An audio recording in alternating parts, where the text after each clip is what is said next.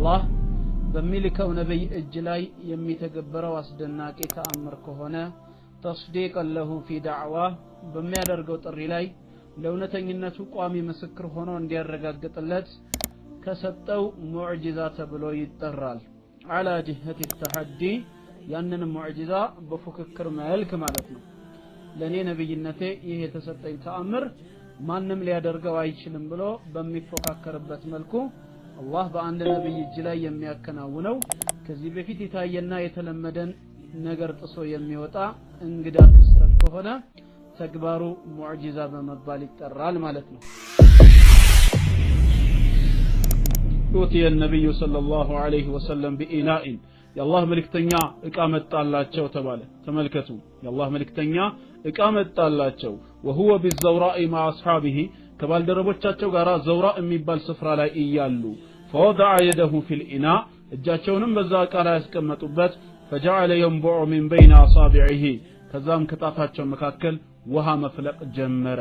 ከጣታቸው መካከል ውሃ መፍለቅ ጀመረ። فتوضأ القوم صحابዎች በተክላላ ከሳቸው ጣት ይፈልቅ በነበረው ውሃ ውዱእ ማድረግ ጀመሩ። قال قتادة رحمه الله ሲናገር ምን ይላል? قلت لأنس بن مالك ጠየቅኩት አለ። በወቅቱ ስላልነበረ ቀታደታ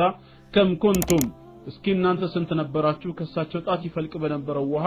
ውዱእ የተጠቀማችሁት ብዬ ስጠይቀው قال 300 ሰሃባዎች ነበርን አለ። አላሁ አክበር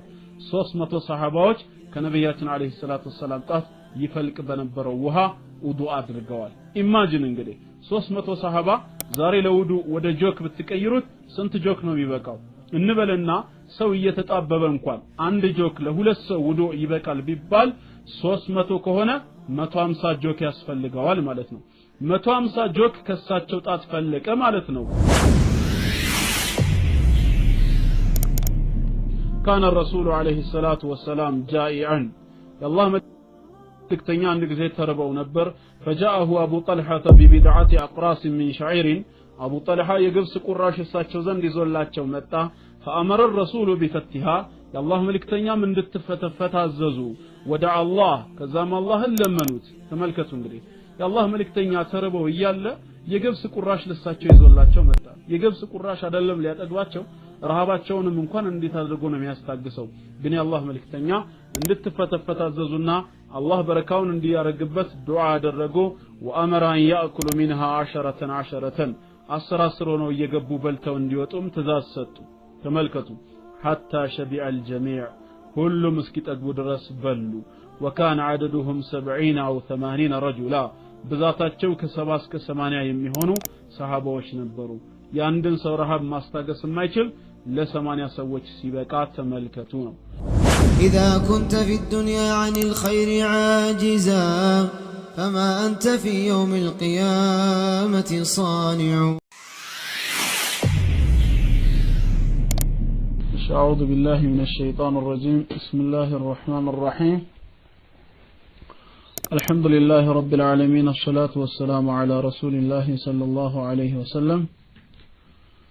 في شر وعليكم السلام ورحمة الله وبركاته. إن شاء الله زاري أملكتنا الله فقادك هنا يمن ملكة رأس معجزات الرسول عليه الصلاة والسلام. يا نبياتنا عليه الصلاة والسلام معجزات ለነብይነታቸው የተሰጣቸው ማረጋገጫ ተአምራቶች የሚለውን ይሆናል ኢንሻአላህ። ለዛሬ ለትምህርታችን የሚበቃንን ያክል ነው የምንመለከተው። ቀጥታ ወደ እሳቸው ገብተን የተሰጣቸውን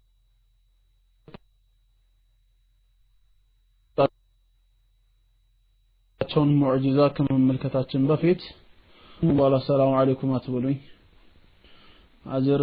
ማጣቱን ፈልጌ ሳይሆን ከትምህርቱ ጋር እንዳታጋጩ ወይም አልመለከተውም በቃ እና ኢንሻአላህ ወደ ነብያችን አለይሂ ሰላቱ ወሰላም ሙዕጂዛ ገብተን ትምህርት ከመማራችን በፊት ቅድሚያ ሙዕጂዛ ማለት ምን ማለት ነው እና ኢንሻአላህ ሙዕጂዛ ማለት هي أمر خارق للعادة ከዚህ በፊት የታየና የተለመደ የተፈጥሮን ህግና ስርዓትን ጥሶ የወጣ አዲስ ክስተት ሙዕጂዛ ይባላል يظهره الله على يد النبي الله በሚልከው ነብይ እጅ ላይ የሚተገበረው አስደናቂ ተአምር ከሆነ تصديقا له في دعواه በሚያደርገው ጥሪ ላይ ለእውነተኝነቱ ቋሚ ምስክር ሆኖ እንዲያረጋግጥለት ከሰጠው ሙዕጂዛ ተብሎ ይጠራል على جهة التحدي ያንን ሙዕጂዛ በፉክክር መልክ ማለት ነው ለኔ ነብይነቴ ይሄ የተሰጠኝ ተአምር ማንንም ሊያደርገው አይችልም ብሎ በሚፎካከርበት መልኩ አላህ በአንድ ነብይ እጅ ላይ የሚያከናውነው ከዚህ በፊት የታየና የተለመደን ነገር ጥሶ የሚወጣ እንግዳ ክስተት ከሆነ ተግባሩ ሙዕጂዛ በመባል ይጠራል ማለት ነው ኢንሻአላህ ይሄን ስንናገር አሁን ማብራሪያዎች ራሱ ዘርዘር ባለ መልኩ ማየት አለብን ማለት ነው አንደኛ አምሩን ኻሪቁ ሊልዓደቲ ከዚህ በፊት የታየና የተለመደ ነገር ጥሶ የወጣ አዲስ እንግዳ ክስተት ሲባል አን የኩነ ኻሪጃን አን ኒጣቅ الاسباب المقدوره للبشر ማለት ነው ለሰው ልጆች የማይቻል ከችሎታቸውና ከስልጣናቸው ውጪ የወጣ መሆን አለበት وفوق طاقتهم ከችሎታቸው በላይ ነው የሚሆነው بحيث يعجزون مجتمعين او متفرقين عن معارضته والاتيان بمثله ሰዎች በግልም ሆነ በቡድን አንድ ላይ ተሰባስበው ያንን አምሳያውን ለማምጣት ማለት ነው ኃይላቸው ቢተባበርም እንኳን ያንን ነገር ለማምጣት የሚያቅታቸው አዲስ እንግዳ ክስተት መሆን አለበት ነው እንደዚሁም አምሩን ኻሪቁ ሊልዓደቲ አሁንም የተለመደና የታየን ነገር ጥሶ የወጣ አዲስ እንግዳ ክስተት ሲባል በሁለተኛ ደረጃ ምን እንረዳለን السحر والشعوذة ونحوهما ድግምትና ማስመሰያ የሆኑ ማተላያ ነገሮች ይወጣሉ ማለት ነው ከዚህ ሲያሜ ማለት ነው ምክንያቱም فذلك امر ممكن لكثير من البشر بالتعلم ይህ የድግምትና የመሳሰሉት የጥንቆላ ስራዎች ግለሰቡ በመማር ሊያገኛቸው የሚችል ስለሆኑ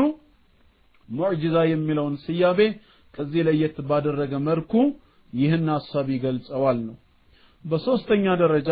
يظهره الله على يد النبي الله በነብይ እጅ ላይ የሚፈጽመው የሚተገብረው ነው ብለናል በነብይ እጅ ላይ የሚፈጽመውና የሚተገብረው ሚለውም የገባው ምንን ለማመላከት ነው ما يظهره الله على ايدي الصالحين من اتباع الانبياء የነቢያት ተከታይ የሆኑ መልካም የአላህ ባሪያዎች ሷሊሖች የሚሰጣቸው ነገር ሙዕጂዛ ከሚለው ሲያሜ ይወጣል ማለት ነው ተክሪመን ለሁም ለነሱ ክብርና አልቅና አላህ የሚያደርግላቸው ነገር ይኖራል ያ ነገር ግን ሙዕጂዛ ይባላል فهذا ما يسميه العلماء كرامة የመስኩ ምሁራኖች ዑለማዎች ምን ብለው ይጠሩታል ከራማ ብለው ይጠሩታል ማለት ነው ሙዕጂዛ ማለት ግን አምሩን ኻሪቁ ሊልዓደቲ ከዚህ በፊት የታየ የተለመደን እንግዳ ክስተት ጥሶ የወጣ አዲስ ተአምር ነው እንደዚሁም አላህ በነብይ ላይ የሚተገብረው ነው ብለን እናምናለን ማለት ነው فالكرامة ከራማ ግን አምሩን ኻሪቁ ሊልዓደቲ እንደተባለው አሁንም የታየና የተለመደ ነገር ጥሶ የወጣ አዲስ እንግዳ ክስተት ቢሆንም يجريه الله على ايدي الصالحين من المؤمنين الله كمؤمنان መካከል ለመልካም ባሮቹ የሚተገብርላቸው ይሆናል تكريما لهم ለነሱ ክብር ነው ولا يكون فيها تحدي لاحد ነገር ግን ሌላን ሰው አይፎካከሩበትም እኔ የሰራሁትን አይነት ማን ነው መስራት የሚችል ይያሉ እነዚህ አማኝና መልካም የአላህ ባሮች አይፎካከሩበትም ማለት ነው ሙዕጂዛ ከሆነ ግን ግዴታ ያ ነብይ የሰራውን ማን ሊሰራ ይችላል በማለት ግዴታ ይፎካከሩበታል እንደገናም ተስዲቀን ለሁ في دعوة በሚያደርገው የዳዕዋ ጥሪ የዳዕዋ እንቅስቃሴ ላይ ለእውነተኝነቱ ማረጋገጫ እንዲሆነው ተብሏል ምክንያቱም በሌላ መልክ ያ ሙዕጂዛ ራሱ ተናጋሪ ይሆናል ማለት ነው فكأن الله تعالى يقول لك الله ما يبلغ عني ባሪዬ ስለኔ የሚያናገረው ባሪዬ ስለኔ የሚናገረው ነገር እውነቱን ነው ብሎ አላህ እንደመሰከረለት ይሆናል ማለት ነው ከዚህ አንፃር ሙዕጂዛ በዚህ መልኩ ነው የቃሉን ትርጓሜ የምንረዳው ማለት ነው አሁን በጥቅሉ ሙዕጂዛና ከራማ ልዩነታቸው ምንድነው الفرق بين المعجزة والكرامة በሙዕጂዛና በከራማ መካከል ብዙ ልዩነቶች አሉ መመሳሰል እንዳለ ሁላ ከልዩነቶቹ መካከል አንደኛ صاحب المعجزة የሙዕጂዛ ባለቤት የሚባለው ነብዩን ሙአየዱን ቢልወህይ በመለኮታዊ ራእይ የተደገፈ የአላህ ነብይ ነው ወአማ صاحبul karamati የከራማው ባለቤት ግን ተብሎ የሚጠራው فهو متبع للنبي የዚህ ነብይ ተከታይ ነው ሙሰድቁን ቢሂ በዛ ነብይነት የሚያምን ተከታይ መሆን አለበት ነው ሁለተኛ ልዩነት المعجزة هي دلالة على النبوة معجزة የነብይነት ጠቋሚ መሳሪያ ሲሆን وأما الكرامة كرامة ግን فهي نوع من معجزات النبي كنبيات تأمراتك مكاكل عند راسون يشال بارت ብቻ ይሆናል لأن هؤلاء الصلحاء مكنياتهم الذي ملكام الله باروج ما كانت لتجري لهم تلك الخوارق እንደዚህ አይነትን ከራማ እንደዚህ አይነትን አስደናቂ የሆነን ክስተት አላህ ሊሰራላቸው አልነበረም ለውላ ኢትባዕህም الكامل لنبيهم ነቢያታቸውን ሙሉ በሙሉ ቢከተሉ እንጂ ባይከተሉማ ኖሮ መች ተገበረላቸው ነበር ነው ሶስተኛ صاحب المعجزة لا يكتم معجزته የሙዕጂዛ ባለቤት ሙዕጂዛውን አይደብቅም بل يتحدى بها ይልቁኑ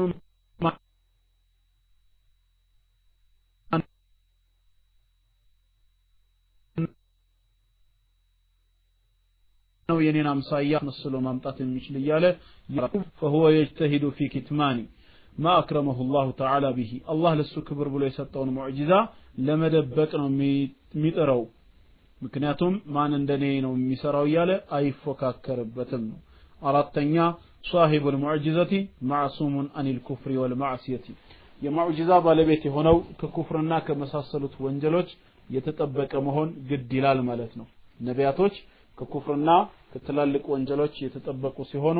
وأما صاحب الكرامة የከራማ ባለቤት የሚባሉት ሷሊሖች ደግሞ فهو غير معصوم عن الكفر والمعصية ስለ ክህደትና ስለ አመጽ የተጠበቁ አይደሉም ነው ይሄንን በዚህ መልኩ ከተረዳን ኢንሻአላህ አሁን ቀጥታ መንገባው ወደ ነብያችን አለይሂ ሰላቱ ወሰለም ለነብይነታቸው ጠቋሚ የሆኑ ምን ሙዕጂዛ ወይም ደግሞ ምን አስደናቂ ማረጋገጫና ተአምር ተሰጥቷቸዋል የሚለው ነው የምናየው دلائل نبوته وصدق رسالته ነብያችን አለይሂ ሰላቱ ወሰለም ነብይነታቸውንና ረሱልነታቸውን ሊያረጋግጡ የሚችሉ ጠቋሚ ማስረጃዎች ወደሚለው እንገባለን توافرت الأدلة على نبوة محمد صلى الله عليه وسلم نبياتنا عليه الصلاة والسلام الله ملكتنيا مهناتشون የሚገልጹ ጠቋሚ ማስረጃዎች እጅግ በጣም ብዙ ሞልተዋል فقد أيده الله بكثير من البينات والمعجزات አምላካችን አላህ እሳቸውን በብዙ ማረጋገጫዎችና ተአምራቶች ነብይነታቸውን አጠናክሯል التي تثبت نبوته ነብይነታቸውን ሊያጸድቅ የሚችል ነው بأدلة يقينية قاطعة ፍጹም እርግጠኛ በሆነ መልኩ የእሳቸውን ነብይነት ሊጠቁሙ በሚችሉ ተአምራቶች መልእክተኛውን አላህ ደግፏል ومن هذه الأدلة ነብይነታቸውን ከሚገልጹት ማስረጃዎች መካከል አንደኛ البشارات بالكتب السماوية السابقة به عليه الصلاة والسلام قبل تحريفها قدمت ملكوتاي መጽሐፍቶች ከመበረዛቸውና የሰው እጅ በውስጣቸው ከመግባቱ በፊት ስለሳቸው ትንቢት መናገራቸውና ነብይነታቸው በትንቢት የተቀደመ መሆኑ አንደኛው ለነብይነታቸው ጠቋሚ ማስረጃ ነው ነብያችን አለይሂ ሰላቱ ወሰለም ነብይ ከመሆናቸው በፊት ምን ቀድሟቸዋል ትንቢት ቀድሟቸዋል ትንቢት ተነግሮላቸዋል ትንቢቱ በራሱ ለነብይነታቸው ጠቋሚ ማስረጃ ይሆናል ማለት ነው በቀደምት መለኮታዊ መጽሐፍት ላይ ያ ነገር መቀመጡ እነዛ መጽሐፍቶች ከመበረዛቸው በፊት ማለት ነው ነብይነታቸውን የሚገልጽ ጠቋሚ ማስረጃ ይሆናል ቀደምት መለኮታዊ መጽሐፍቶች ስለሳቸው ነብይነት ትንቢት እንደሚናገሩ ማረጋገጫም ካስፈለገ ሱረቱል አዕራፍ ቁጥር 157 ላይ ተገልጿል በሱረቱል አዕራፍ ምዕራፍ 7 ከቁጥር 156 ጀምሮ ብንመለከተው ሙሳና ተከታዮቹ ወደ አምላካችን አላህ ነበር ያሉት ረበና ፈክቱብ ለና في هذه الدنيا حسنة ጌታችን ሆይ በዚች በቅርቢቷ ህይወት መልካምን ነገር ለኛ ጻፍልን وفي الآخرة حسنة በመጨረሻይቱም ዓለም መልካምን ነገር ጻፍልን إنا هدنا إليك ሁላችንም ወደ አንተ ተመልሰናልና አሉ قال هيا لاملك الله من አላቸው عذابي أصيب به من أشاء ቅጣቴ ግን ከባሮች መካከል የምሻውን ሰው እቀጣበታለሁ ورحمتي وسعت كل شيء ነገር ግን እዝነቴ ወይንም ጀነቴ ሁሉን ነገር ነውና የሰፋቸው فسأكتبها للذين يتقون ለነዚያ የትም ስፍራ ሆነው ጌታቸውን ለሚፈሩ ታማኝ ባሮቼ ጽፋታለሁ ወዩእቱነ ዘካት ምጽዋትንም በአግባቡ የሚሰጡ ለሆኑት ወለዚነ ሁም ቢአያቲና ዩእሚኑን ለነዚያም ባንቀጾቻችን የሚያምኑ ለሆኑ መልካም ባሮቼ ጽፋታለሁ አለ ቁጥር 157 ላይ ቀጠለና አሁንም ይህን ጀነትን የምጽፋት الذين يتبعون الرسول ለነዚያ መልእክተኛውን የሚከተሉ ለሆኑት አለ የትኛው መልእክተኛ النبي الأمي ማንበብና መጻፍ የማይችል የሆነው መልእክተኛ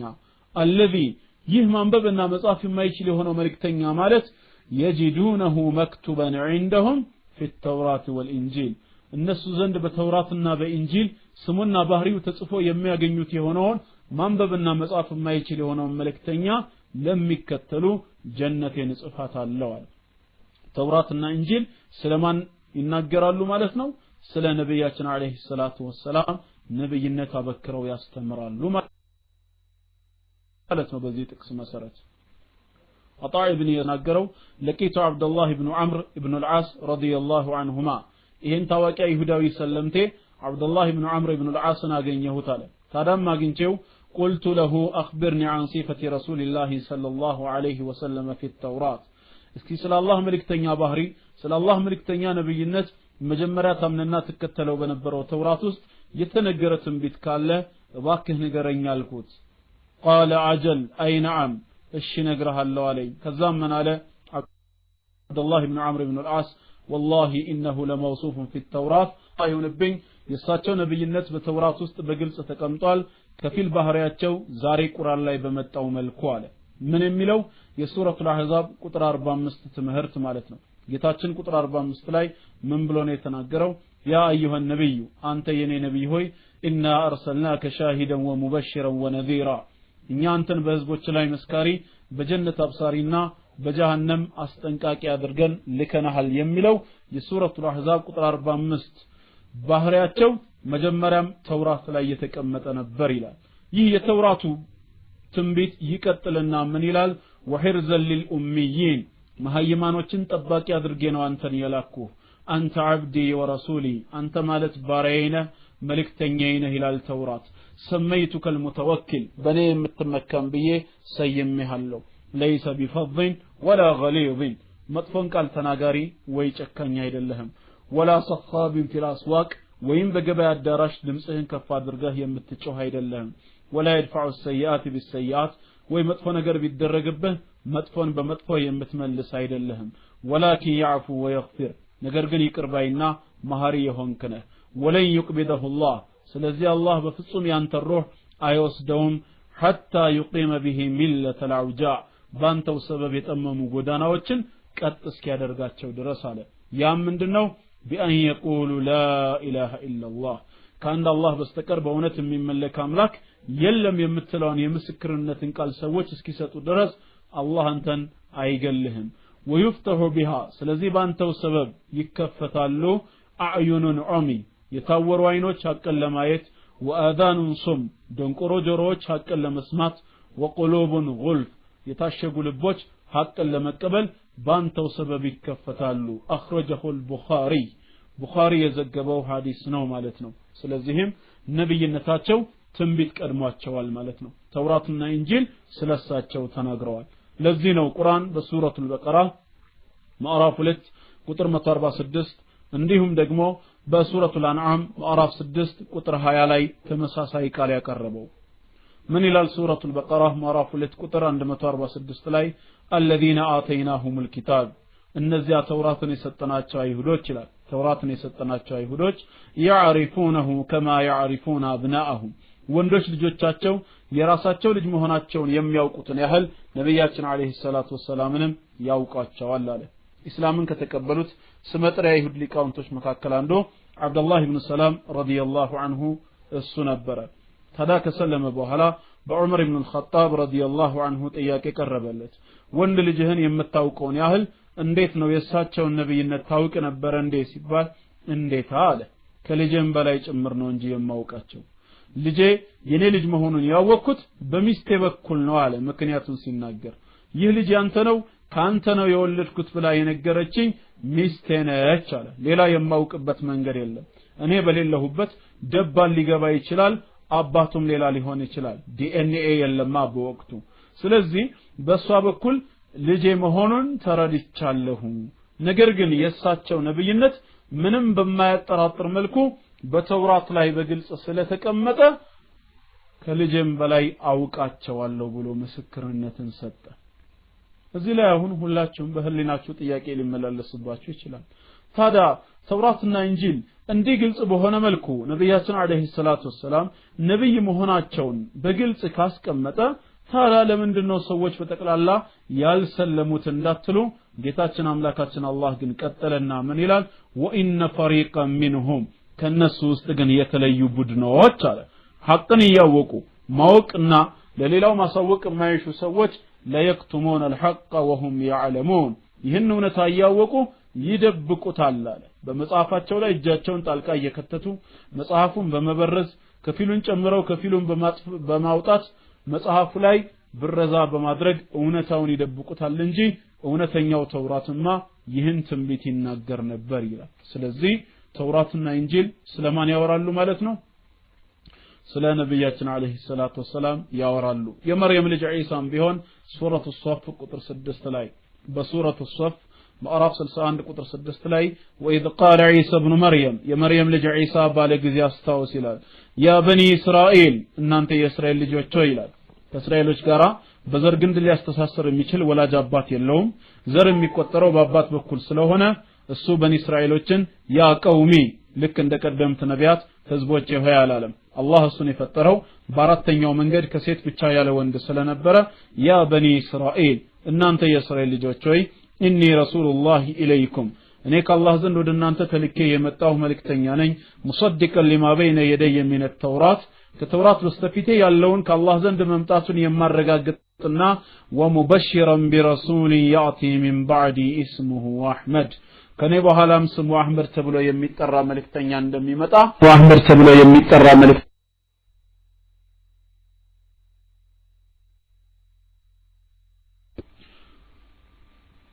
ومبشرا برسول ياتي من بعد اسمه احمد ከኔ በኋላ ስሙ አህመድ ተብሎ የሚጠራ መልእክተኛ እንደሚመጣ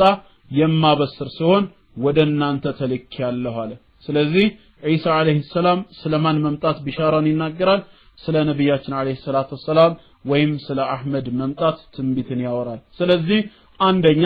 ነብይነታቸው በትንቢት መቀደሙ በራሱ ለነብይነታቸው በቂ ማረጋገጫ ነው ይሄ አንደኛው ነው እንላለን ወደ ሁለተኛው ደግሞ እንገባለን ሌላው ሁለተኛው የአላህ መልእክተኛ ለነብይነታቸው ከተሰጣቸው ጠቋሚ ማስረጃዎች መካከል ከማሉ ሸخصية الرسول عليه الصلاه والسلام የነብያችን عليه الصلاه والسلام የተሟላ ስብዕናቸው ለነብይነታቸው ጠቋሚ ማስረጃ ነው في اعماله واقواله واخلاقه በስራቸው በንግግራቸውና በስነ ምግባራቸው ፍጹም የተሟላ ስነ ምግባር ፍጹም የተሟላ ስብዕና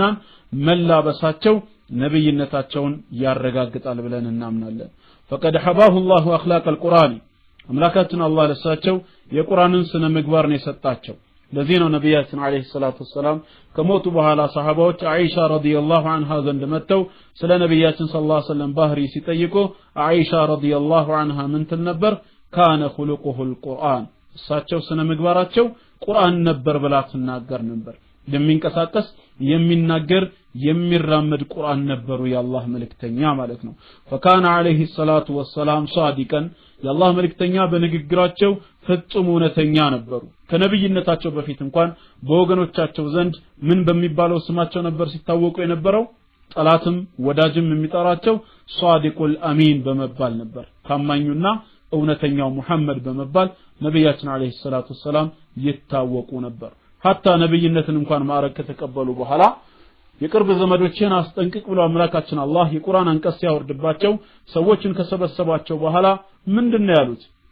እናንተ ሰዎች ሆይ እኔ አሁን ከዚህ ሸለቆ በስተጀርባ ፈረስ የሚጋልቡ ሰዎች መተው እናንተን ሊያጠፋችሁ እየተዘጋጁ ነው ብዬ በነግራችሁ ታምኑኛላችሁ እንዴ ብለው ገና ህዝቦቻቸውን መጀመሪያ ሲጠይቁ ማጀረብና አለይከ ከዚበን አው እናምኖታለን በርሶ ላይ ውሸትን ከዚህ በፊትም አላየንም ነው ያሉት ስለዚህ በባህሪያቸው ፍጹም እውነተኛ ነበሩ ነብያችን አለይሂ ሰላቱ ወሰለም ዛሂደን እንደዚሁም ዓለማዊ ቸልተኝነት ይታይባቸው ነበር ልባቸው ለዚህ ዓለም ቀልብ አልሰጠም በዚህ ዓለም ላይ አልተረጋጉም እሳቸው የተፈጠሩበት ለአኺራ ስለሆነ ለዚህ ዓለም ፍጹም ቸልተኛ ነበሩ ሐሊመን በሚደርስባቸው መከራና ስቃይ ፍጹም ታጋሽ ነበሩ ሰፉሐን እንደዚሁም ይቅርባይና አጠቃላይ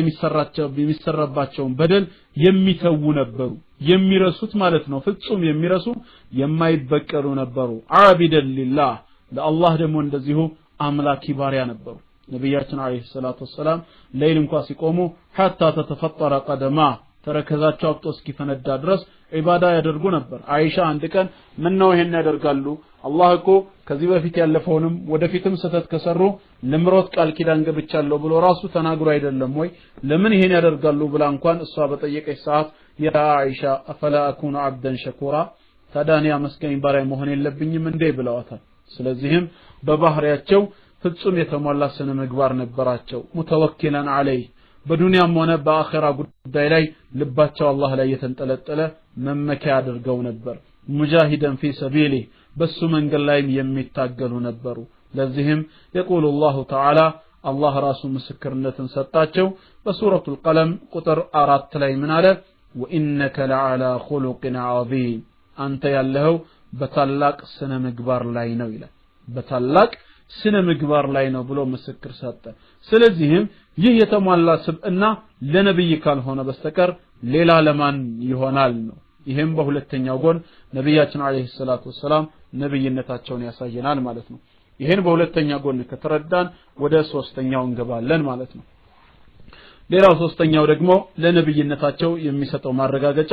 ተአይድላሁ ለሁ ቢልሙዕጂዛት አምላካችን አላህ እሳቸውን በተአምራት ማገዙ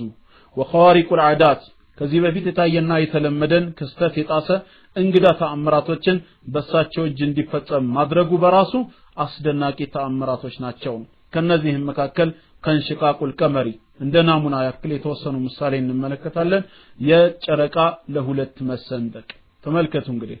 ንዛሙል ኺልቀት الثابت የተፈጥሮ ስርዓት ሁሉም የጸና ነው አይለዋወጥም አንደ القمر جسم واحد ጨረቃ ማለት አንድ አካል ብቻ ነው ያለው ولا يقدر على شقه نصفين احد الا الله ያንን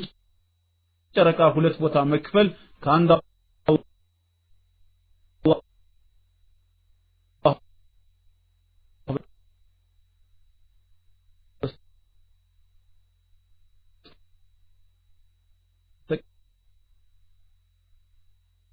ከር ማይችልም ታዳ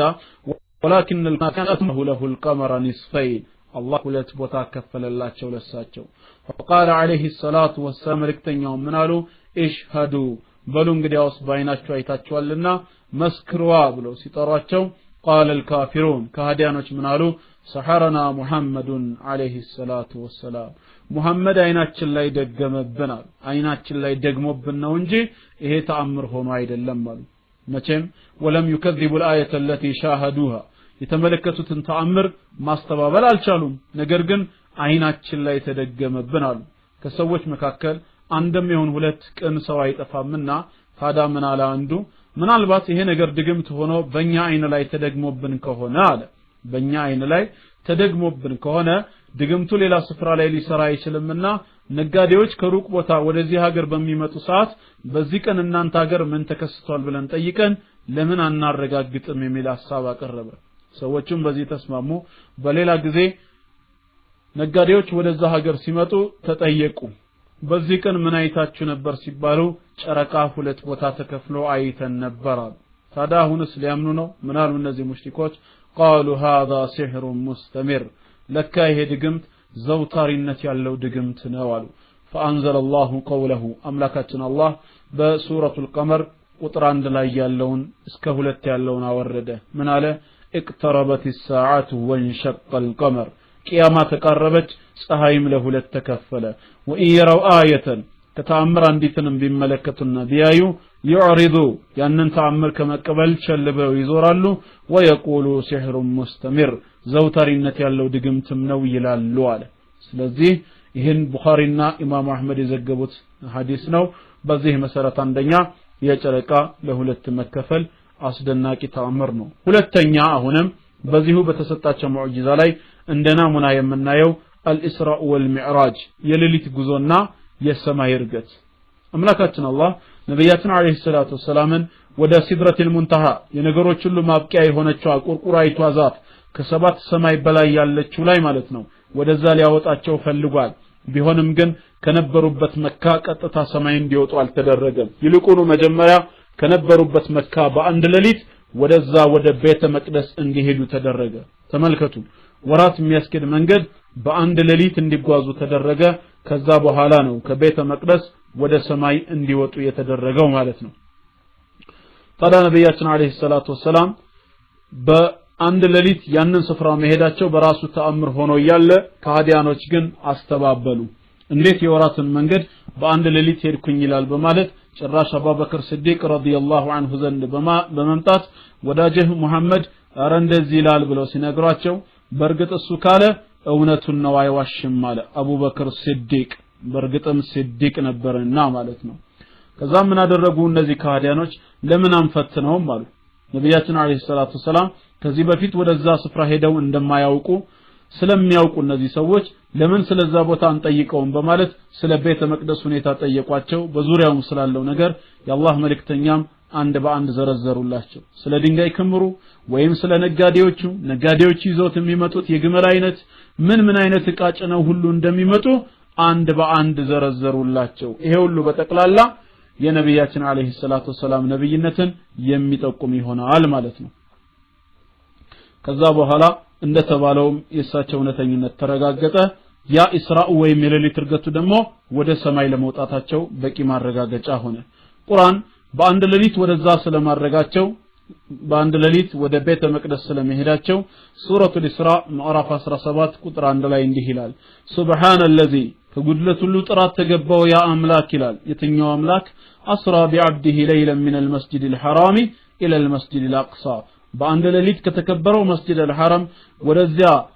الذي باركنا حوله ዙሪያውን ወደ ባረክነው ወደ ሆነው ወደ ሩቁ መስጊድ በአንድ ሌሊት ላስከደው አላህ ክብርና ምስጋና ጥራት ተገባው ይላል وقال سبحانه عن المعراج ስለ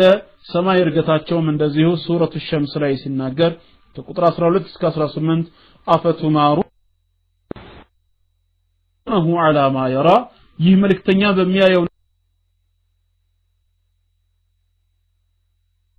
ይሰማል አፈቱማሩነሁ على ما يرى ይህ መልእክተኛ በሚያየው ነገር ትከራከሩታላችሁ እንዴ ወለቀድ رآه نزلة أخرى በሌሊቱ መወረድ በርግጥም ተመልክቶታል عند سدرة المنتهى የነገሮች ሁሉ ማብቂያ የሆነችው ቁርቁራይቷ ዛፍ ላይ መልእክተኛውን ተመልክቶታል በማለት ስለ መላእክታው ጅብሪል ሁለት ጊዜ ማየታቸውን ይገልጻል ነብያችን አለይሂ ሰላቱ ሰላም መላእክታውን ጅብሪል በተፈጥሮ ቅርጹ ለሱ 600 ክንፍ ያለው ሆኖ ሁለት ጊዜ ነው የተመለከቱት አንደኛው ከሄራ ዋሻ ሲወጡ አንድ ጊዜ ወደ ቤት እየተጓዙ ይያለ መሐመድ የሚለውን የስማቸውን ድምጽ ይሰማሉ ከየት ነው ብለው ፊት ለፊት ቢያዩ የለም ከኋላ ቢመለከቱ የለም በቀኝ በግራ ማንንም የለም ወደ ሰማይ ቀና አድርገው ሲያዩ ሁለቱን ፀሐይ መውጫና መግቢያ አድማሶችን የሸፈነ ሆኖ መላእክታውን ጅብሪል ይመለከቱታል በተፈጥሮ ቅርጹ የዛኔም ነው ፈርተው ወደ ቤት ሄደው በተኙ ሰዓት ያ አዩሃል ሙዘሚል አንተ ተከናናቢ ሆይ የሚለው የቁርአን ሱራ የወረደው ለሁለተኛ ጊዜ ደግሞ ያዩት ወደ ሰማይ ባረጉበት ወቅት ነው ማለት ነው ይሄ ሙዕጂዛ ለነብያችን አለይሂ ሰላቱ ወሰለም ነብይነት በቂ ማረጋገጫ ነው ማለት ነው ሌላ በሶስተኛ ደረጃ ደግሞ እንደዚሁ አሁንም ከተሰጣቸው ተአምራት መካከል ለናሙና የምንመለከተው ሶስተኛ ነብዑል ማኡ ሚን በይኒ አሳቢዒሂ ሰለላሁ ዐለይሂ ወሰለም ውሃ ከጣታቸው መካከል መፍለቁ አስደናቂ የሆነ ተአምር ነው በተለይ እነዚህን ተአምራቶች ተከታተሉ ቡኻሪና ሙስሊም በዘገቡት የሐዲስ ሰንሰለት ላይ كان المسلمون بحاجة إلى ماء وهم في المدينة للوضوء مدينة لا يالو صحابوች የውዱእ ውሃ በጣም ቸግሯቸው ነበር قال أنس رضي الله عنه ነብያችን አለይሂ ሰላቱ ሰላምን በመዲና 10 ዓመት ያገለገለው ሰሃቢ أنس بن مالك ሲናገር ምን ይላል ኡቲየ النبي صلى الله عليه وسلم بإناء የአላህ መልእክተኛ ዕቃ መጣላቸው ተባለ ተመልከቱ የአላህ መልእክተኛ ዕቃ መጣላቸው وهو بالزوراء مع اصحابه ከባልደረቦቻቸው ጋር ዘውራ የሚባል ስፍራ ላይ ይያሉ فوضع يده في الإناء እጃቸውንም በዛ ዕቃ ላይ ያስቀመጡበት فجعل ينبع من بين اصابعه ከዛም ከጣታቸው መካከል ውሃ መፍለቅ ጀመረ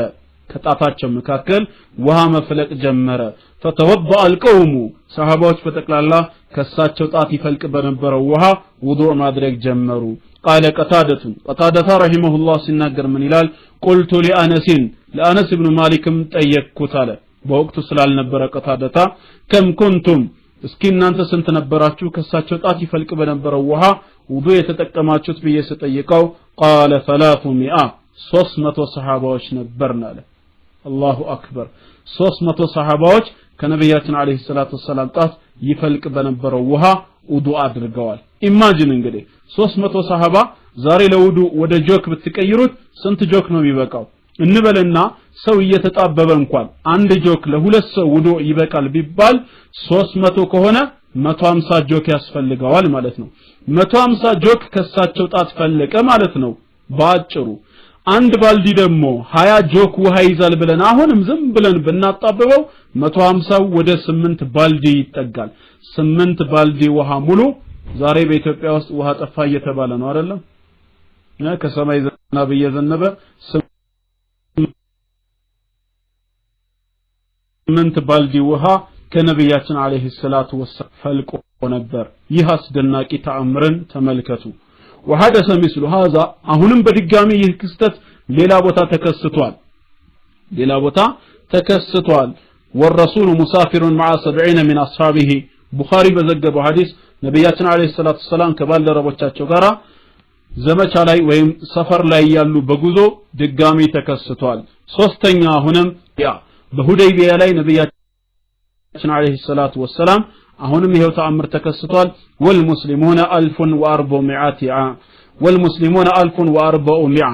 ሙስሊሞች 1400 ሆነው ሙስሊሞች 1400 ሆነው ተከስቷል رواه البخاري ቡኻሪ የዘገበው ሐዲስ ነው فزاد ماء البئر እንደውም የስፍራ የት ነው ይላል ماء البئر የተባለው ስፍራ ላይ የተከሰተ ተአምር ነው ይላል وحدث مثل هذا ايضا በድጋሚ ለአራተኛ ጊዜ አሁንም ይህ ተአምር ተከስቷል ለአራተኛ ጊዜ ይህ ተአምር ተከስቷል في سفر الرسول صلى الله عليه وسلم مع اصحابه የአላህ መልእክተኛ ከባልደረቦቻቸው ጋራ ሰፈር ወጥተው ያለ عندما مسح على مزادتي امراه كانتا فارغتين من الماء የአንድ ሴት አቁማዳዎችን ከውሃ ባዶ የነበሩትን የአላህ መልእክተኛ በእጃቸው ያበሱታል ሁለቱን ዕቃዎች ተቀበለው ውሃ መያዣውን ከውሃ ባዶ ነበሩና መልእክተኛው በእጃቸው ካበሱ በኋላ ማለት ነው ፈምተላአታ ወዲያውኑ ውሃ ተሞጠጡ وكان عددهم 40 رجلا ብዛታቸው 40 ሰሃባዎች ነበሩ ثم ملأ كل قربته ከዛም እያንዳንዱ ሰው የራሱን ኮዳ ውሃ መሙላት ጀመረ የሴቲቷም እንደሞላ ነው ሰዎቹም ዕቃቸውን ውሃ ሞሉ እንደገናም ጠጥተው ጠገቡ فعادت المرأة تقول ያቺ ሴትም እንዲህ ያለች ተመለሰች ወደ ወገኖቿ ምን አለች لقيت أسحر الناس ዛሬ የተገናኘሁት ከሰዎች ሁሉ በጣም የበረታ ደጋሚ የሆነ ሰው ነው አው هو نبي كما يقولون ወይም ህዝቦቹ እንደሚሉት ትክክለኛ ነብይ ነው ብላ የተከሰተውን ክስተት ስትነግራቸው فأسلم قومها ህዝቦቿ በተቀላላ ወደ ኢስላም ገቡ ማለት ነው ይሄንንም ቡኻሪ የዘገበው ሐዲስ ነው ስለዚህ ነብያችን አለይሂ ሰላቱ ሰላም ከጣታቸው ውሃ መፍለቁ ይሄም በራሱ አስደናቂ ተአምር ነው ሙሳ አለይሂ ሰላም በኒ እስራኤሎች ጋራ በመንገድ እየሄደ ያለ ውሃን ፈልገው በተጨነቁ ሰዓት በያስከው በትር ድንጋዩን መታው ብለው አምላካችን አላህ ድንጋዩ 12 ምንጭ ውሃ እንዲያፈልቅ አድርጎታል በወቅቱ ይሄ ተአምር መሆኑን እኛ ሙስሊሞች እናምናለን ግን አንድ ነገር አለ ምንድነው እሱም ምንም ይሁን ምንም ከድንጋይ ውስጥ ውሃ አለ ከድንጋይ ውስጥ ውሃ መኖሩ የማይካድ ሐቅ ነው ከሰው ጣት ግን ውሃ ይፈልቃል ተብሎ እንዴት ነው የሚታሰበው አምላካችን አላህ ለሳቸው ግን ይሄን ሙዕጂዛ አደረገላቸው ማለት ነው ይሄንን አሁንም ከተረዳን ለሙዕጂዛነት በአራተኛ ደረጃ እንደ ናሙና የምንመለከተው በአራተኛ ደረጃ ወተክፊሩ الطعام القليل ትንሽ ምግብ ለብዙ ሰዎች እጅግ በጣም መብዛቱና መብቃቱ ትንሽ ምግብ ለብዙዎች መብቃቱ ሌላው ለአራተኛ ናሙና አድርገን የምንመለከተው ሙዕጂዛ ነው كان الرسول عليه الصلاه والسلام جائعا الله መልእክተኛ አንድ ጊዜ ተርበው ነበር فجاءه ابو طلحه ببضعه اقراص من شعير ابو طلحه የገብስ ቁራሽ እሳቸው ዘንድ ይዞላቸው መጣ فامر الرسول بفتها የአላህ መልእክተኛም እንድትፈተፈት አዘዙ ወደ አላህ ከዛም አላህን ለመኑት ተመልከቱ እንግዲህ የአላህ መልእክተኛ ተርበው እያለ የገብስ ቁራሽ ለሳቸው ይዞላቸው መጣ የገብስ ቁራሽ አይደለም ሊያጠግባቸው ረሃባቸውንም እንኳን እንዴት አድርጎ ነው የሚያስታግሰው ግን የአላህ መልእክተኛ እንድትፈተፈት አዘዙና አላህ በረካውን እንዲያረግበት ዱዓ አደረጉ ወአመራ ያእኩሉ منها 10 10 ነው እየገቡ በልተው እንዲወጡም ትእዛዝ ሰጡ ተመልከቱ حتى شبع الجميع ሁሉም እስኪጠግቡ ድረስ በሉ وكان عددهم 70 أو 80 رجلا ብዛታቸው ከ70 እስከ 80 የሚሆኑ ሰሃባዎች ነበሩ ያንድን ሰው ረሃብ ማስታገስ የማይችል ለ80 ሰዎች ሲበቃ ተመልከቱ ነው ሌላም እንደዚሁ ቡኻሪ በዘገበው ሐዲስ በሁለተኛ ደረጃ واشتد الجوع على رسول الله صلى الله عليه وسلم واصحابه وهم يحفرون الخندق ለዘመቻ ምሽግ እየቆፈሩ እያለ በአላህ መልእክተኛና በተከታዮቻቸው ላይ ረሃብ ጸናባቸው ከዛም فذبح جابر رضي الله عنه شاة لرسول الله وبعد اصحابه ያንን ረሃብ ያስታግስላቸዋል ብሎ ጃብር ኢብኑ አብዱላህ ለአላህ መልእክተኛና ለከፊል ሰሃባዎች አንድ ፍየልን አረደ ፍየል ለስንት ሰው ይበቃል ነው የምትሉት እንደው አንድ ፍየል ሰዎች ጠግበው ይብሉ ቢባል ለስንት ሰው ይበቃል ብላችሁ ታስባላችሁ እንደው ውሃው እየተጨመረበት መረቁ ይብዛ ቢባል ከ40 ሰው በላይ ሊመገበው ይችላል አንድም ፍየል ግን የአላህ መልእክተኛ ማለት ነው ወዲያውኑ ፈናደ ረሱል ሰለላሁ ዐለይሂ ወሰለም አህለ الخندق የአላህ መልእክተኛ የምሽጉን ባልተቤቶች በተቀላላ ኑ ወደ ተዘጋጀላችሁ ፍየል በማለት ተጣሩ የዛኔም ካኑ አልፈን 1000 ሰሃባዎች ነበሩ فبارك الله اللحم والخبز حتى شبعوا جميعا ሁሉም ጠግበው እስኪበሉ ድረስ ዳቦውንም ስጋውንም አላህ ባረከላቸው ለስንቶቹ በቃ ለ1000 ሰሃባዎች በቃ 30 እና 40 የምንላቸው የዛኔ በነበረው ጠንካራ ሰውነታቸው ለ1000 ሰሃባዎች ይህንን ይመስል ነበር ነው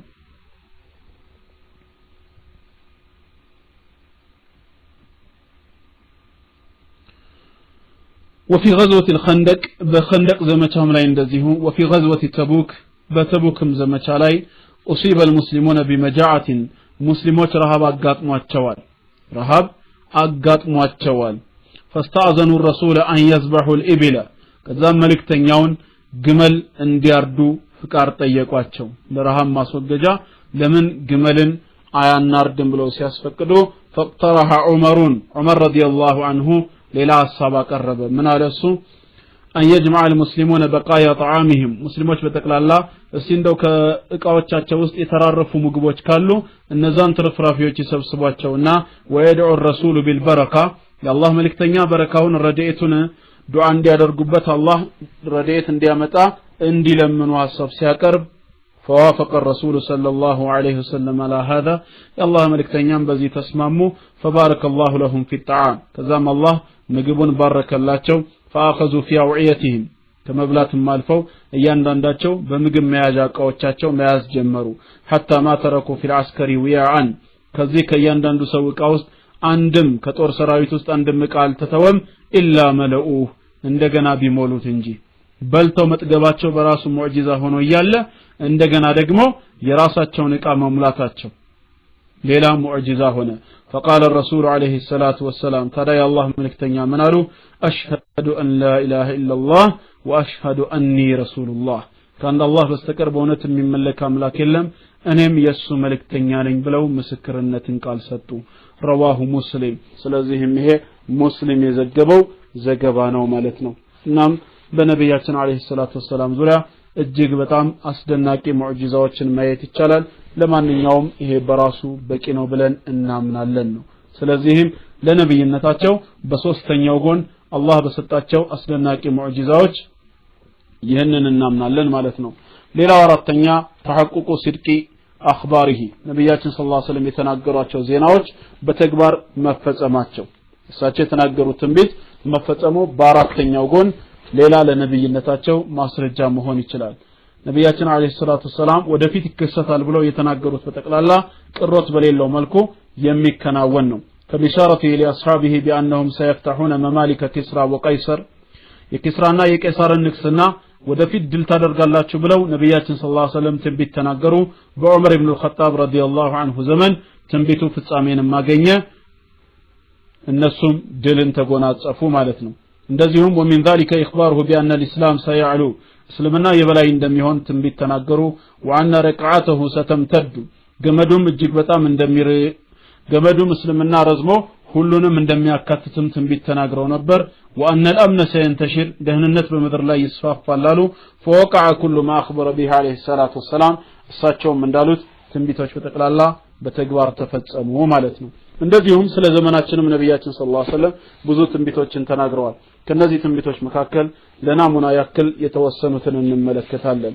አንደኛ ظهور الكاسيات العاريات المائلات المميلات رؤوسهن كأسنمة الجمال ظهور الكاسيات ልብስ የለበሱ ሴቶች ወደፊት ይመጣሉ العاريات ግን የተራቆቱ المائلات ባከሄዳቸው የተዘናበሉ المميلات ሌላውን ወደ ራሳቸው የሚያዘናብሉ رؤوسهن كأسنمة الجمال ለክራሶቻቸው እንደ ግመል ሻኛ ወደ ላይ ቀጥ ያለ የሆኑ ሴቶች ይመጣሉ የሚለው ትንቢት ምን ማለት ነው ይሄ كان هناك بعض الصعوبة في فهم حالة النساء የነዚህ ሴቶች ሁኔታ ለመረዳት በወቅቱ ትንሽ ይከብድ ነበር አላኢ ወصفهن رسول الله صلى الله عليه وسلم የአላህ መልእክተኛ የገለጿቸው ሴቶች ምን አይነት ሴቶች እንደሆኑ ለመረዳት ይከብዳል لانهن سيخرجن في اخر هذه الامه እነሱ የዚህ ኡመት መጨረሻ ዘመን አካባቢ ይመጣሉ ተብሏል وانه كاسيات عاريات እነሱ ልብስ ለብሰው ግን ራቁታቸው የሚሄዱ ናቸው ተባለ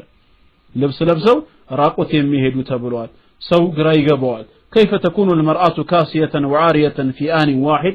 አንድ ሴት እንዴት አድርጋ ልብስ ለብሳ ራቁቷን ነች ተብላ በአንድ ጊዜ ሁለት አይነት ገለጻ ሊሰጣት ይችላል የሚለው ሰው እንዴት አድርጎ ሊገባው ይችላል حتى رأينا ذلك في زمننا ይሄው በዘመናችን ዛሬ ተፈጽሞ አየነው فللمرأة كساء እንዴት ነው የተፈጸመው ቢባል በሶስት መልክ ይታያል አንደኛ فللمرأة كساء እንደተባለውም ለሴት ልጅ ልብስ አላት አልለበሰችም እንዳይባል ለብሳለች ولكنه شفاف ነገር ግን በጣም ጠባብ ከመሆኑ የተነሳ ልክ እንደ ታይት ማለት ነው يصف الجسم የሰውነት አካሏን ቅርጿን እንዳለ አጉልቶ ያሳያል ስለዚህ አልለበሰችም እንዳይባል ለብሳለች እንዳይባል የሰውነት ቁርጻ ደግሞ ይታያል ለብሰው ራቁታቸው የሚሄዱ ሴቶች ሲባል አንድ ይሄኛው ነው ሁለተኛው ደግሞ አውላህ الملابس الكثيرة ወይም ብዙ ልብሶች ይኖራትና ولكنها تفصلها قصيرة አጭራጭር ታደርጋቸዋለች እስከ ታፋዋ ድረስ ቀሚስ ትለብሳለች ከታፋዋ በላይ ያለው ሰውነቷ ሲሸፈን ከታፋዋ በታች ያለው ደግሞ የተራቆተ ይሆናል ለብሰው ራቆታቸው የሚሄዱ ሴቶች ይመጣሉ የተባለው ይሄ ነው ሶስተኛው ትርጓሜ ደግሞ ምንድነው እንደተባለውም ልብስ ለብሳለች ሙሉ ቀሚስ አድርጋለች ነገር ግን ያ የለበሰችው ልብስ እጅግ በጣም ስስ ከመሆኑ የተነሳ አሳልፎ ገላዋን ያሳያል ስለዚህ ያለበሰችም እንዳይባል ለብሳለች እንዳይባል ደግሞ ገላዋ ታይቷል ራቁታቸውን ሆነው ልብስ የለበሱ ሴቶች ይመጣሉ የተባለው እነዚህ ናቸው وهن ايضا مائلات እንደዚህ አይነት ሴቶች ደግሞ አሁንም ባካሄዳቸውም የተዘናበሉ ናቸው ይባላል ለዚህም ምንድነው ወተማዩሉ ቢላጅሳዲ መዘናበል ሲባል በሰውነት ቅርጽም ሊሆን ይችላል حتى وضعوا لهن في احذيتهن كعوبا عاليه ከታች ትላልቅ ጫማዎችን ያደርጉና ትልቅ ጫማ አድርገው ማለት ነው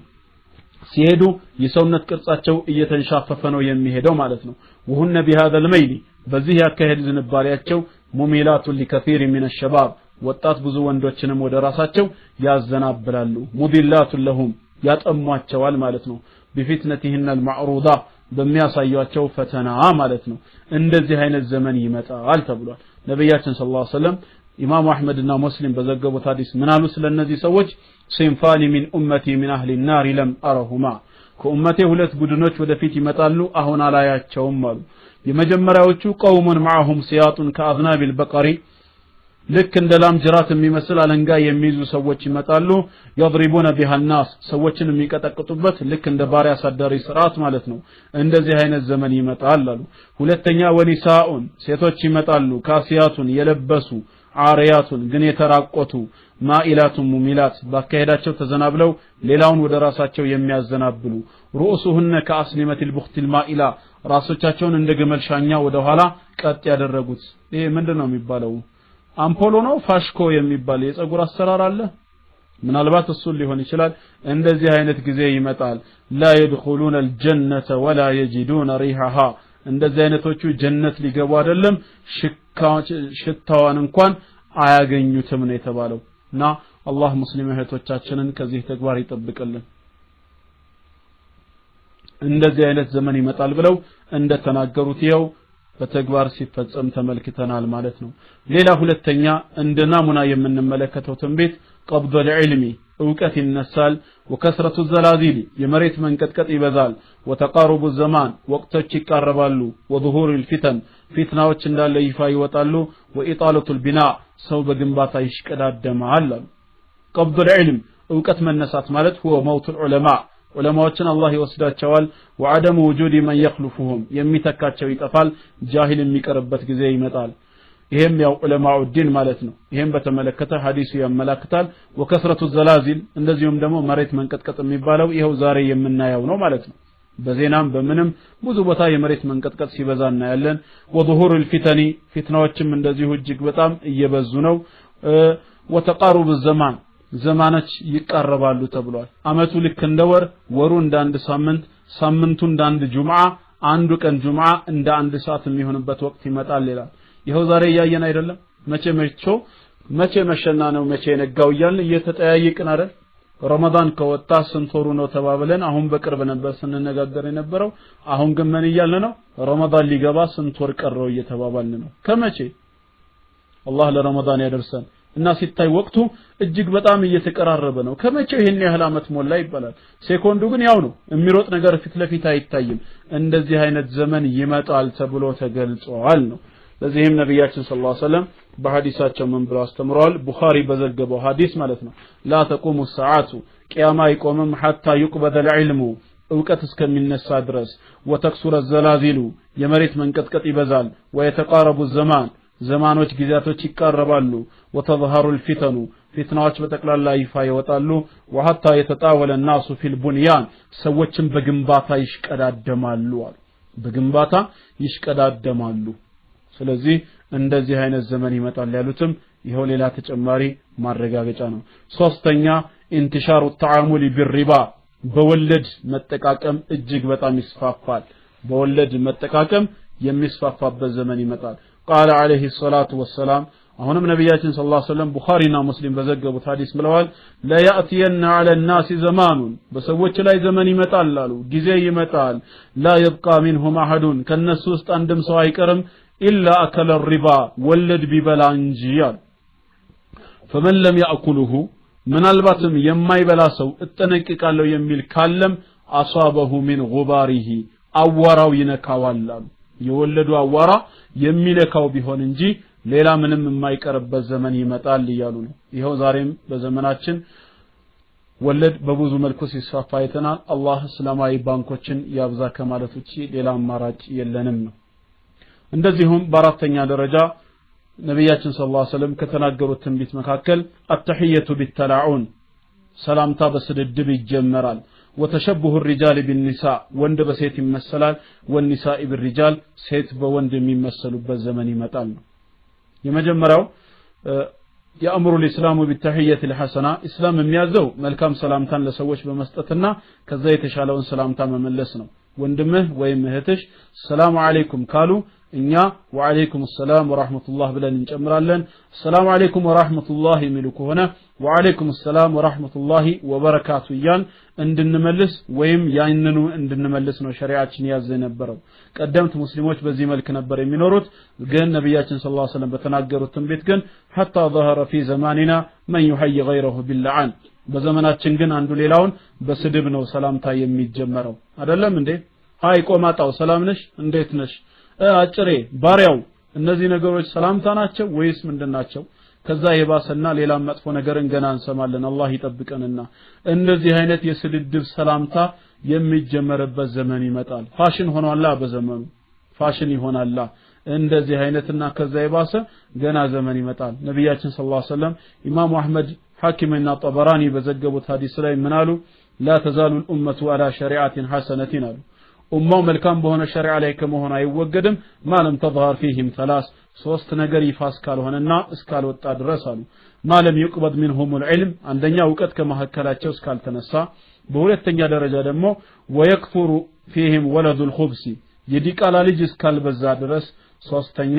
ويظهر فيهم السقارون ሰቃሩኖች ይፋ እስኪወጡ ድረስ አሉ ሰሃባዎችም قالوا وما السقارون ሰቃሩን ማለት እነማን ናቸው ብለው ሲጠይቁ قال نشء يكونون في اخر الزمان መጨረሻ ዘመን አካባቢ የሚመጡ ሰዎች ናቸው تكون تحيتهم بينهم اذا تلاقوا تلاعنوا ሰላምታቸው በማሐከላቸው ገና ሲገናኙ መረጋገም መሰዳደብ ይሆናል አሉ እንደዚህ አይነት ዘመን ይመጣል ብለው ነብያችን አለይሂ ሰላቱ ሰላም ትንቢት ተናግረዋል እሳቸው ትንቢት አሁንም መሬት ጠብ የሚል አይደለም ነው እንደዚሁም የወንድና የሴት መመሳሰልን በተመለከተ وما كان احد يتصور ان الرجل سيتشبه بالمرأة ማንም ሰው ቢሆን ወንድ በሴት ይመሰላል ብሎ አያስብም ወላክስ በተቃራኒውም ሴት በወንድ የሚለውን ማንም አያስብም حتى فجاءنا الزمان بهذه المصيبه እንደዚህ አይነት ሙሲባ ያለበት ዘመን ላይ ይኸው መተን ዛሬ ተመለከትን እንጂ ስንቶች አሉ ወንዶች ሆነው ጸጉር አሰራራቸውን ቀሚስ ለብሰው ባህሪያቸውን በተቀላላ ሴት ማድረግ የሚፈልጉ አሉ ሙሉ በሙሉ ባክሽናቸው ባካሄዳቸው ቅንድባቸው ላይ ኩል እየተኳኳሉ እንደ ሴት ይያሉም የሚያወሩ የሚናገሩ ስንቶች አሉ ሴት በወንድ መመሰሏማ የማያጠራጥር ጉዳይ ነው አደባባይ ይወጣ ነው ወንድም እንደዚሁ በሴት ሲመሰል እየታየ ነው ነብያችን ሰለላሁ ዐለይሂ ወሰለም ግን አምላካችን አላህ ከ1400 ዓመት በፊት ቀድሞ ስለገለጸላቸው በሐዲሳቸው ምን አሉ من علامات اقترابات الساعه ቂያማ ለመቅረቡ ከምልክቶቹ መካከል አንዱ ተሸብሁ الرجال بالنساء والنساء بالرجال ወንድ በሴት ሴት በወንድ መመሰላቸው ነው ይሄም እንግዲህ ይፋ የወጣ ሙዕጂዛ ነው ስለዚህ አሁንም ትንቢታቸውንም እንመልከት ቢባል 300 400 ትንቢት ማየት ይቻላል ይሄም ግን ለራሱ ለብቻው በአራተኛው ጎን ሆኖ የተናገሩት ነገር በተቀላላ በተግባር መፈጸሙ የሳቸውን ነብይነት በእርግጠኝነት ይመሰክራል ብለን እናምናለን ነው ይሄን ከተረዳን አምስተኛ ሂማየቱሁ ሚን الأعداء አላህ እሳቸውን ከጠላት መጠበቁ ነብያችን አለይሂ ሰላቱ ወሰላምን ከጠላት መጠበቁ ወታኢዲላሁ ለሁ بالنصر እንደዚሁም እሳቸውን በመርዳት ማጠናከሩ ሌላው ለነብይነታቸው ማረጋገጫ መሆን ይችላል አንድ ጊዜ አቡ ጀህል ለعنቱላሂ ዐለይሂ ለራሱ ቃል ኪዳን ገብቶ ነበር ነብያችን አለይሂ ሰላቱ ወሰላምን ካገኘ አንገታቸውን ረግጦ ሊገላቸው ሰላት ሲሰግዱ ብቻ ላገኛቸው እንጂ ረግጬ ገላቸዋለሁ ብሎ ለራሱ ቃል ኪዳን ገብቶ ታዲያ አንድ ቀን ፈራአሁ ይصلي ሲሰግዱ ተመለከታቸው فذهب ينفذ ከዛም በኋላ ያ የተናገረውን ነገር ለመፈጸም ይሄዳላ ወደሳቸው ታዲያ ወደሳቸው ከኋላ በኩል ሄዶ ገና አጠገባቸው እንደደረሰ ወዲያውኑ ወደ ኋላ መመለስ ጀመረ በእጁ እየተከላከለ ፊቱን ሳያዞር ወደ ኋላ መራመድና ወደ ኋላ መመለስ ጀመረ فقيل له مالك እንዴ ምን ሆን ካንተ አባጀህል ብለው ሰዎች ሲጠይቁት قال ان بيني وبينه በኔና በሳቸው መካከል ለخندق من نار የእሳት ጉድጓድ ነው ታየኛል ትንሽ ቢራመድ እዛ ጉድጓድ ላይ እንደሚወድቅ ማለት ነው ወሃውለን ወአጅኒሐተን የሚያስፈራ ክንፍ ራሱ ይታየኛል አለ ስለዚህ አምላካችን አላህ የገባውን ቃል ኪዳን ጠባቂ ነው በዛ ዋሻ ውስጥ እንኳን ያሉ ወደ መዲና ሲሰደዱ ከጠላት የጠበቃቸው በሸረሪት ድር አይደለም ወይ ነው ስለዚህ ጌታችን አላህ ጠባቂ ነው ብለን እናምናለን ይሄም ለነብያችን ሰለላሁ ዐለይሂ ወሰለም ነብይነት በቂ ማረጋገጫ ነው ስድስተኛ ኢጃበቱላሂ ለዱዓኢሂ እሳቸው ያደረጉትን ዱዓ አላህ መቀበሉ ለዱዓቸው ወዲያውኑ ምላሽ መስጠቱ ለነብይነታቸው በቂ ማረጋገጫ ነው فما دعا الله في شيء አላህን አንድም ነገር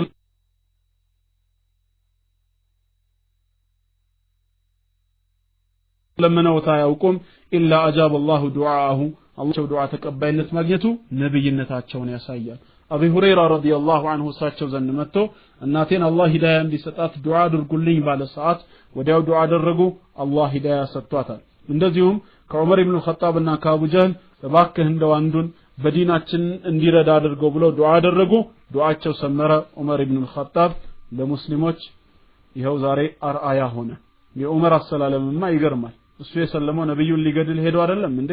ነብያችን ሰለላሁ ዐለይሂ ወሰለም ገላለው ብሎ ወስኖ በወጣበት ወዳጁ ያገኘውና እስኪ መጀመሪያ ከቤት ጀምር እህት ሰልማ ወዴት ትሄዳለህ ሲለው እንዴት ብሎ ወደ ቤቱ ሲመለስ አይደለም እንዴ እህቱ ስታነብ የነበረውን ቁርአን አግኝቶ ከስንት ጭቅጭቅ በኋላ ያንን ቁርአን አንስቶ ሲያነበው ኢስላም ቀልቡ ውስጥ ገብቶ የሰለመው ስለዚህ ዱዓቸው ሁሉ ተቀባይነት ሆኗል ማለት ነው ሌላው ሰባተኛ አስሐቡሁ الذين تخرجوا على يديه በሳቸው እጅ ደግሞ ተምረው የወጡ ሰሃቦቻቸው ለሳቸው ነብይነት በቂ ምስክር ናቸው ነው የምንለው የሰሃቦች ማንነት የሰሃቦች ታሪክ ነጸብራቅ መሆናቸው የነብያችን ሰለላሁ ዐለይሂ ወሰለም ነብይነት በእርግጠኝነት ይመሰክራል ምክንያቱም وكيف كانوا قبله وكيف صاروا بعد بعثته فيهم ነብያችን አለይሂ ሰላቱ ወሰለም ነብይ ሆነው ከመላካቸው በፊት እነዚህ ሰሃቦች ባህሪያቸው ምን ይመስል ነበር ነብይ ሆነው ከተላኩ በኋላስ ህይወታቸው እንዴት ነበር የሚለውን ካጠናን በእርግጥም እውነተኛ ነብይ ነበሩ ብለን መመስከር እንችላለን ነው ምክንያቱም ከዛ በፊት ጃዕፈር ኢብኑ አቢ ጣሊብ ወደ ሀበሻ መጥቶ ማለት ነው ኢትዮጵያዊው ሙስሊም ንጉስ ነጃሺ አስሐማ ማለት ነው